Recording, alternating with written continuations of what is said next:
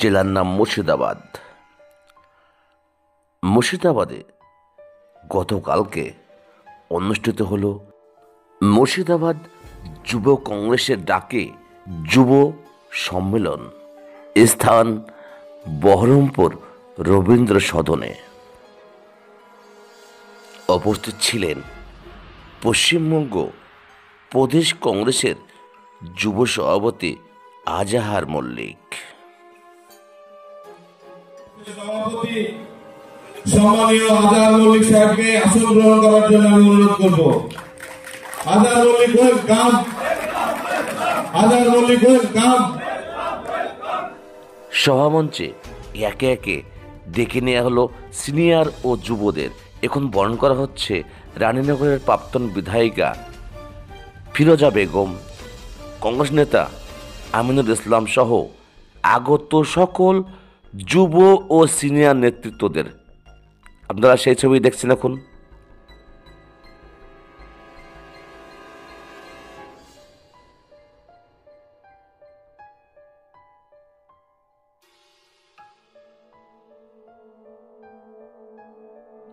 বরণ করে নেওয়া হলো জেলা কংগ্রেসের সাধারণ সম্পাদক ও নওদা বিধানসভার অবজারভার তুহিন দাস গাওয়াইকে।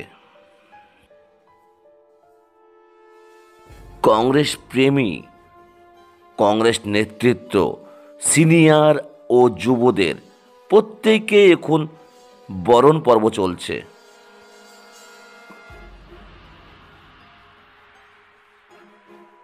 সভামঞ্চে উপস্থিত ছিলেন কংগ্রেস নেতা মাহফুজ আলম ডালিম,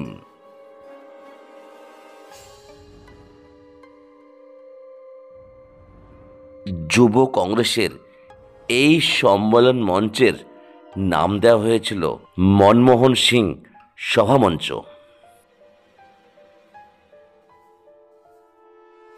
এবার বরণ করে নেওয়া হলো মুর্শিদাবাদ জেলার লড়াকু যুবদের আইকন, জেলা পরিষদের মেম্বার তহিদুর রহমান সুমনকে। বরণ করে নিচ্ছে মুর্শিদাবাদ জেলারই আর এক লড়াকু যুবনেতা ইউসুফ। বরণ করে নেওয়া হলো ইউসুফকেও।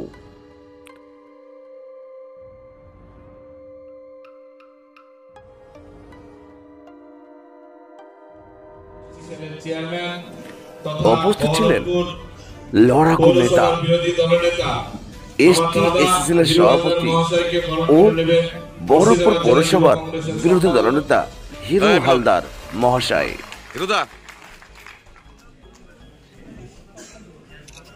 ডক্টর মনমোহন সিং মহাশয়ের স্মৃতির উদ্দেশ্যে আমি সকলকে বলবো আমরা 1 মিনিট নীরবতা পালন করব। ভারতের প্রাক্তন প্রধানমন্ত্রী শ্রী ডক্টর মনমোহন সিংহের আত্মার শান্তির উদ্দেশ্যে 1 মিনিট নীরবতা পালন করা হলো।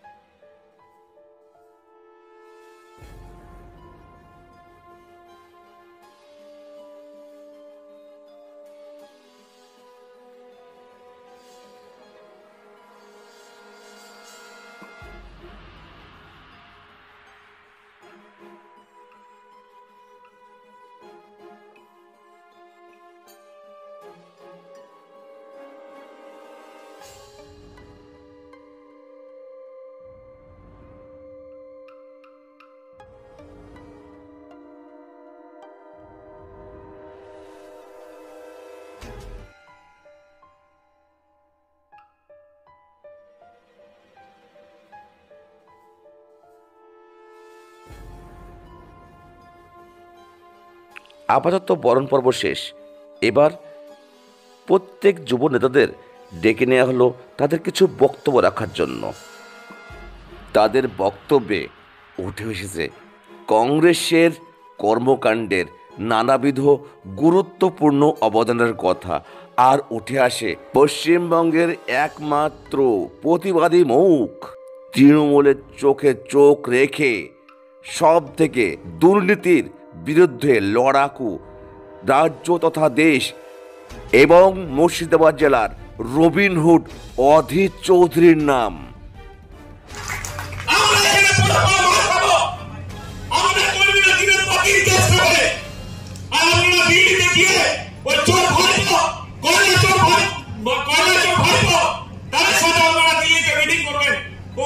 কংগ্রেস কর্মীদের কাছে কি বার্তা দেবেন?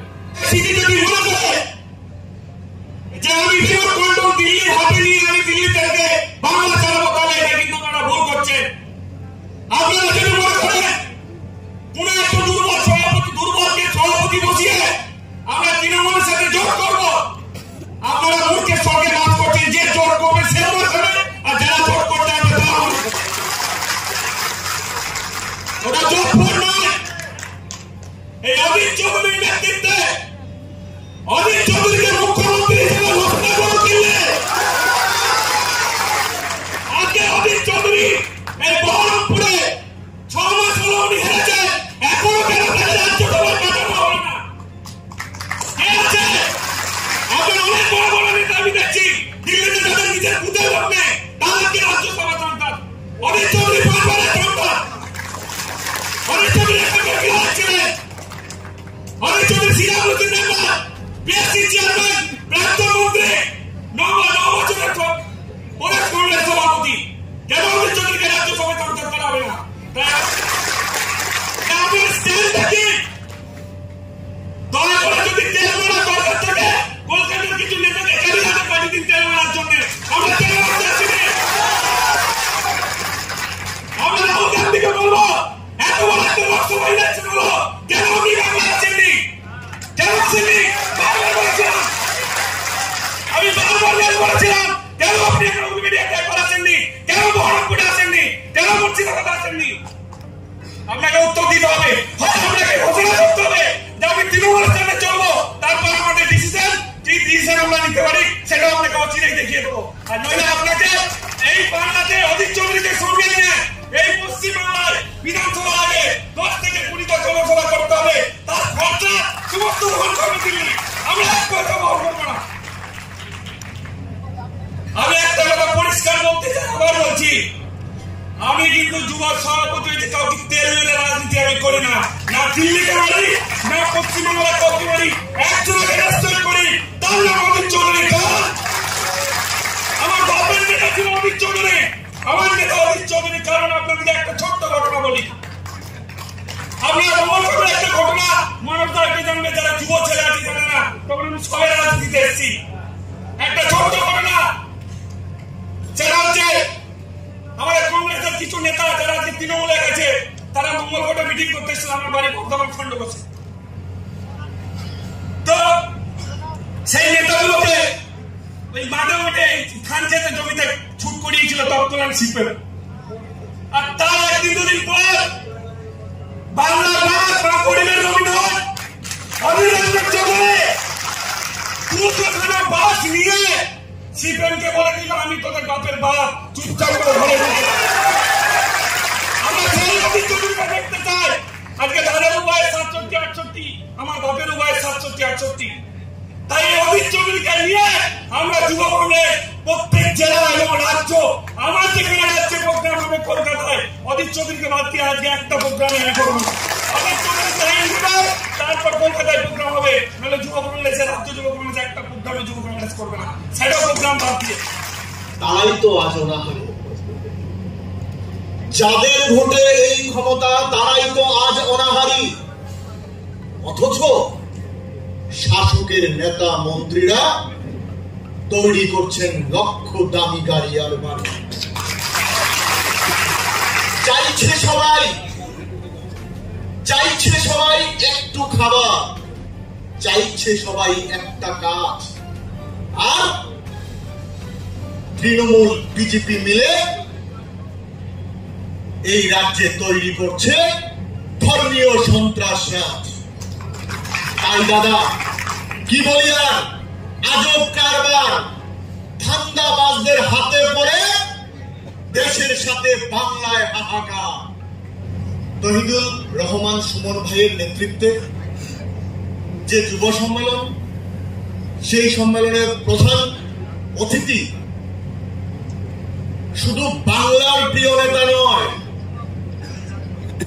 আমাদের ত্রিপুরা রাজ্যের, আমি ত্রিপুরা থেকে আসি, আমাদের ত্রিপুরা রাজ্যের প্রতিটি কংগ্রেস কর্মীর উচ্ছ্বাস, আবেগ অধীর চৌধুরীজি, প্রাক্তন প্রদেশ কংগ্রেস সভাপতি, দেশের ভারতবর্ষের লোকসভার প্রাক্তন বিরোধী দলনেতা অধীর চৌধুরীজি আজকের আমাদের এই যুব কংগ্রেসের সম্মেলনে উপস্থিত হয়ে আমাদের মঞ্চকে আলোকিত করার জন্য আমি ভারতীয় জাতীয় যুব কংগ্রেসের পক্ষ থেকে অসংখ্য ধন্যবাদ জানাই। এবং যারা রাহুল গান্ধীজির ভাষায় বব্বরশেররা যারা বসে বসে আছে, সবাইকে আমি ভারতীয় জাতীয় কংগ্রেসের একজন সাধারণ কর্মী হিসাবে মাথা নত করে প্রণাম এবং সালাম জানিয়ে কয়েকটি কথা বলবো, বক্তব্য দেব না। মনে আছে আপনাদের, দেশ কি युवा क्यों रहे बेरोजगार, आपकी बार मोदी सरकार। মনে আছে আপনাদের, बहुत हुआ महंगाई की मार, आपकी बार मोदी सरकार। মনে আছে আপনাদের, अच्छे दिन आने वाला है क्योंकि हम मोदी जी को लाने वाला है। আজ 11 বছর অতিক্রান্ত হয়েছে। যে সিলিন্ডার কংগ্রেসের শাসনে 55 বছর লেগেছিল 400 টাকা হতে, সেই সিলিন্ডার 11 বছরে, মাত্র 11 বছরে 1200 টাকার উপরে হয়ে গেছে। যে পেট্রোল কংগ্রেস শাসনে 50 টাকা লিটার হতে 55 বছর লেগেছিল, সেই বিজেপির আমলে মাত্র 11 বছরে আজ 100 টাকা ছুটছে। যারা মেহেঙ্গাইয়ের কথা স্লোগান দিয়ে 2014 সালে বিজেপিকে এনেছিল, যারা এখন এই রাজ্যে বিজেপিকে আনার জন্য বলছে, আরে টিএমসি এবং কংগ্রেস দিল্লিতে দোস্তি করে, পশ্চিম বাংলায় কুস্তি করে। আপনারা আসুন, বিজেপির হাতকে শক্তিশালী করুন, কংগ্রেস টিএমসি কে হটাতে পারবে না। আমি সেই সব বিজেপির বন্ধুদের বলতে চাই, আর আপনারা সেই সব বিজেপির বন্ধুদের প্রশ্ন করবেন, সিপিএম পার্টি কংগ্রেসের সাথে দিল্লিতে অ্যালায়েন্সে থাকতো, ইউপিএতে সিপিএম থাকতো, কমিউনিস্ট থাকতো, আপনারা জানেন বামফ্রন্ট থাকতো। এই পশ্চিম বাংলা থেকে বামফ্রন্টকে উৎখাত করেছে একা টিএমসি নয়, ভারতীয় জাতীয় কংগ্রেস। কেরালায়, ইউপিএর মধ্যে বামফ্রন্ট আছে, কেরালায় সিপিআইএম এর বিরুদ্ধে লড়াই করেন আমাদের প্রিয় নেতা রাহুল গান্ধীজি। অর্থাৎ রাজ্যে কার সাথে লড়াই হবে সেটা তৈরি করে রাজ্য নেতৃত্ব। আমি লোকসভার বিরোধী দলনেতার সামনে আপনাদের সামনে সেই কথা বলছি। আজ একটা কথা বলতে চাই, যতদিন এই রাজ্যে অধীর চৌধুরীজি বেঁচে থাকবেন, ততদিন টিএমসির সঙ্গে কংগ্রেসের অ্যালায়েন্স হবে না। বিজেপির বন্ধুদের বলবেন, মমতা ব্যানার্জি কংগ্রেস থেকে যাওয়ার পর কারা মমতা ব্যানার্জিকে ফুলে ফেপে বড় করেছে? বিজেপি। বিজেপি মমতা ব্যানার্জিকে অক্সিজেন দিয়েছে। কংগ্রেস ভুল করেছিল, কংগ্রেস বুঝতে পারেনি, মমতা ব্যানার্জিকে তৈরি করেছে। আমি আপনাদের একটা কথা বলতে চাই, মমতা ব্যানার্জি আমাদের নুন লবণের মতো হতে যাচ্ছে। অর্থাৎ জলে জন্ম, স্থলে বাস, জলের মাধ্যমেই সর্বনাশ। জানেন আপনারা, মমতার জন্ম হয়েছে কংগ্রেস পার্টিতে, এখন টিএমসি তে বাস করছে। কংগ্রেস পার্টি মমতার সর্বনাশ করবে আগামী দিনে অধীর চৌধুরীজির নেতৃত্বে। তাই বিজেপির বন্ধুরা আসলে এখন বলবেন, সময় এসছে, 11 বছর হয়ে গেছে, আমরা সুযোগ দিয়েছি, আসুন এবার আমাদের সঙ্গে আমাদের হাতে হাত রাখে আওয়াজ তুলুন, বহুত হুয়া মেহেঙ্গাই কি মার, আপকি বার কংগ্রেস সরকার। ভাঙনের মাঝে নতুনের কণ্ঠস্বর আমার নেতা অধীর রঞ্জন চৌধুরী। নির্বাচনে প্রতিদ্বন্দ্বিতা করার পর জনপ্রতিনিধি তৈরি হয়, নেতা তৈরি হয় না। নেতা তৈরি হওয়ার জন্য একটা মেটেরিয়ালস লাগে, সেই মেটেরিয়ালস দিয়েই তৈরি হচ্ছে অধীর রঞ্জন চৌধুরী। কারণ তিনি এই মুর্শিদাবাদকে পরিচিত করেছেন, এই বহরমপুরকে পরিচিত করেছেন, শুধুমাত্র গোটা বাংলা বা গোটা ভারতবর্ষে নয়, ভারতবর্ষের বাইরেও বিভিন্ন জায়গাতে তিনি গিয়ে বারবার তিনি প্রমাণ দিয়েছেন। আর জেলার উন্নয়নের কথা বলতে গেলে আমরা বলতে পারি মুর্শিদাবাদ জেলার উন্নয়নের রূপকার যদি কেউ থেকে থাকে তার নাম অধীর চৌধুরী। কারণ আপনারা দেখেছেন গঙ্গা পদ্মা ভাঙন, বিভিন্ন জায়গায় শিশু মৃত্যু থেকে শুরু করে আর্সেনিক সমস্ত ইস্যু নিয়ে যদি কেউ লড়াই করে তার নাম অধীর চৌধুরী। এককভাবে 2003 সালে এই মুর্শিদাবাদ জেলা পরিষদ গঠন করার পর তিনি গোটা জেলা জুড়ে পাকা রাস্তা থেকে শুরু করে উন্নয়নটা কি করতে হয় দেখিয়ে দিয়েছিলেন। তিনি অল্প সময়ের জন্য রেলের রাষ্ট্রমন্ত্রী ছিলেন, সেই সময় এই মুর্শিদাবাদবাসীকে দেখিয়ে দিয়েছেন সে কাজ আজকে চলছে। আজকের দিনে তিনি 2014 সালের মন্ত্রিত্ব ছেড়েছেন, কিন্তু 2025 সাল এখন সে কাজগুলো হচ্ছে, সেগুলো দাবার আমলে স্যাংশন করে। এই মুর্শিদাবাদ জেলায় যদি ইলেকট্রিফিকেশন ডাবল লাইন কার উদ্যোগে অধীর রঞ্জন চৌধুরী। এরপরে গেলে দেখবেন প্রত্যেকটা স্টেশনের যে সৌন্দর্যায়ন কার কারণে অধীর রঞ্জন চৌধুরী। তাই বলতে গেলে অনেক কিছুই বলা যায়।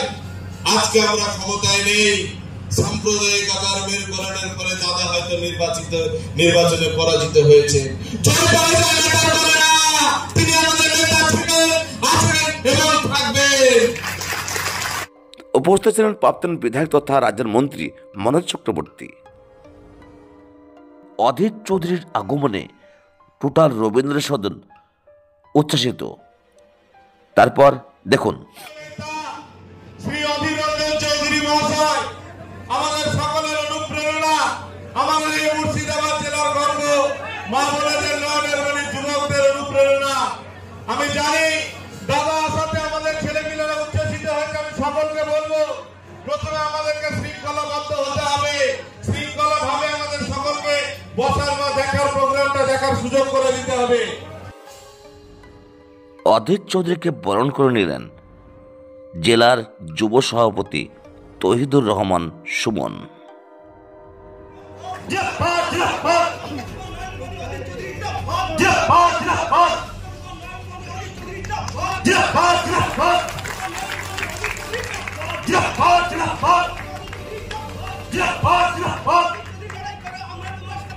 সাথে আছি, সাথে আছি, সাথে আছি, সাথে আছি। বন্দে মাতরম, জিন্দাবাদ, জিন্দাবাদ।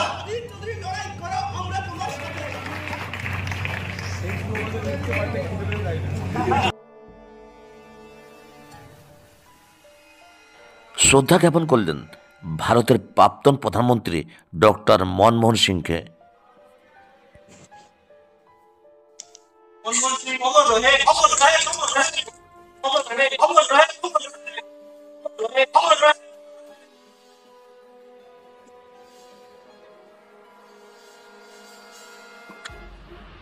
ARC 24 news.